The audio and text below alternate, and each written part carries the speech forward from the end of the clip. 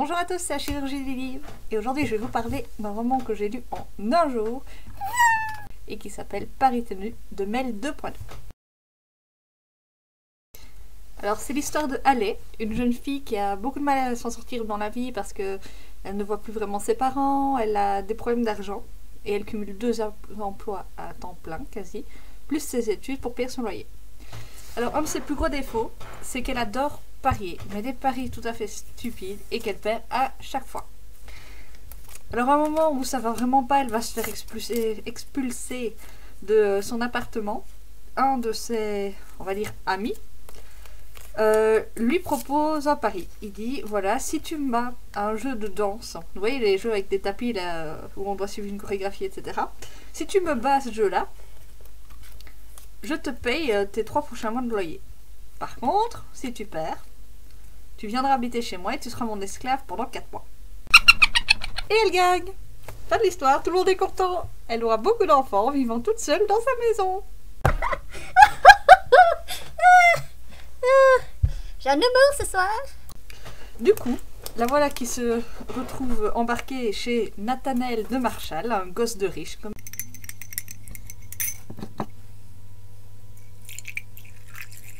Dans un super bel appartement où elle va devoir vivre avec lui pendant 4 mois et exaucer le moindre de ses désirs.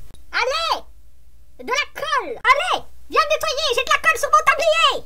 Allez, tu sais bricoler? Mais Nathanaël n'est peut-être pas celui qu'elle croit. Il cache beaucoup de secrets et on comprend dès le début du livre. Et on va, durant toute la lecture, se demander « Mais putain, qu'est-ce qu'il cache ?» Alors tu fais plein d'hypothèses différentes, tu réfléchis à 50 000 trucs différents. Oh non, ne fais pas ça, petit poulet. Nathanaël. Donc l'histoire en soi était vraiment chouette, il y avait du suspense, il y avait une jolie histoire d'amour. Maintenant, moi ce qui m'a gênée, mais ça n'enlève rien au côté de l'histoire que j'ai adoré, c'est que l'auteur s'est pour moi beaucoup trop inspiré de certains mangas, certains très connus pour ceux qui aiment lire ce genre de littérature, mais pour moi, trop d'inspiration manga tue l'inspiration manga, qui sont les principales sources d'inspiration de l'auteur selon moi. Il y a Kaishu Uame-sama, mais ça l'auteur ne s'en est pas caché. Elle avait dit que le héros Uzi Takumi l'avait fortement inspiré. Par contre j'ai trouvé, et étonnamment je ne savais pas qu'il était aussi connu ce manga, c'est, je vais le dire en anglais parce que c'est un nom assez corché la gorge en japonais, c'est I give my first love to you. Attention spoiler. C'est l'histoire d'un garçon qui a une maladie cardiaque, qui essaye de le cacher à son ami d'enfance. Et quand cette amie d'enfance le découvre, elle va tout faire pour que sa vie soit géniale. Et elle s'est donné comme pari d'épouser le garçon quand il fêtera ses 20 ans, parce que les médecins ont déterminé qu'il ne vivra pas au-delà de ses 20 ans. J'ai retrouvé beaucoup d'éléments de cette histoire dans le roman, et notamment l'épilogue, qui m'a même fait sourire, parce que j'avais vraiment l'impression de revivre les dernières scènes du manga. Et alors le dernier, Dengeki Daisy, c'est le nom japonais.